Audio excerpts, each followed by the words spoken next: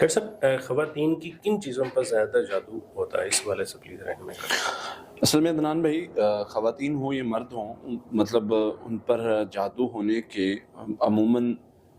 وہی طریقے اور ذرائع ہوتے ہیں جو خواتین میں ہوتے ہیں اور مردوں میں بھی ہوتے ہیں، لیکن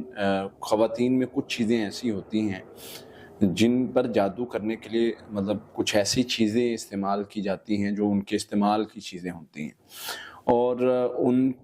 کے ساتھ وہ اس قسم کا جادو کیا جاتا ہے جو بڑا تکلیف دہ ہوتا ہے، خطرناک ہوتا ہے، اور ان کو انسانوں کے ذریعے ہی منگوایا جاتا ہے عموماً، کہ ان کی کوئی خاص ایام کی استعمال والی چیزیں ہو گئیں۔ پھر اسی طرح سے بالوں کا، زیادہ تر بالوں کا جو ہے وہ جو اترے ہوئے بال ہوتے ہیں، پھر پسینے والا کپڑا ہو گیا،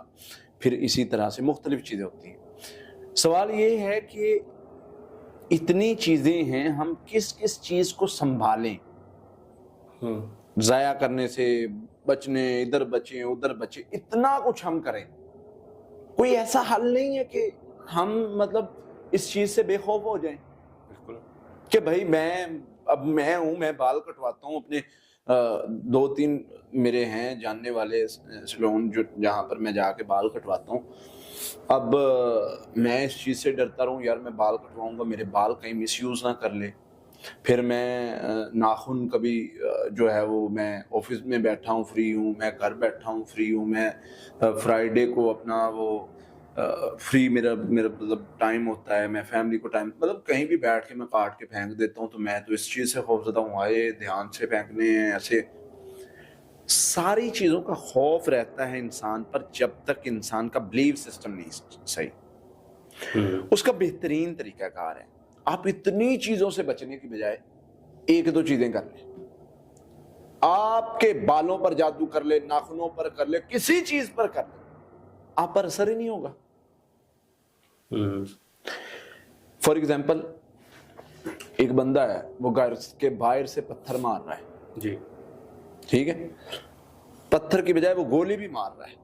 اگر آپ گھر کے اندر بھی، روم کے اندر بھی سکون سے چھپ کے بیٹھے ہوئے نا، تو بھائی آپ تک کوئی چیز پہنچ ہی نہیں رہی، باہر آتی ہے، باہر سے لگتی ہے دیوار میں، پیچھے مڑ جاتی ہے، وہ 1 بار مارے گا، 5 بار، 10 بار، 50 بار مار لے گا، کیا ہوگا کہ یار اس کو تو کوئی فائدہ نہیں، اس کو اثر ہی نہیں ہونا، واپس بھاگ جائے گا، ٹھیک ہے۔ یہی طریقہ کار ہے، اگر آپ حفاظتی پڑھائی میں آ جاتے ہیں، وہ اس کے پاس بال ہیں، اس کے پاس تصویر ہے، اس کے پاس ناخن ہے، اس کے پاس کپڑا ہے، کچھ بھی ہے، اگر آپ اس دائرے میں آ جاتے ہیں نا، آپ محفوظ ہیں، کوئی شر آپ تک پہنچ ہی نہیں سکتا انشاءاللہ۔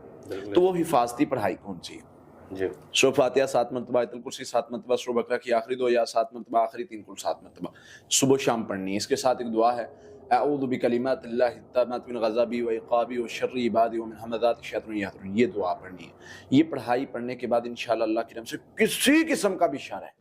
آپ محفوظ ہو جائیں گے، اللہ کی، آپ کو کوئی شر نہیں نقصان پہنچا سکے گا۔ تو یہ چیزیں اپنے اندر پیدا کریں،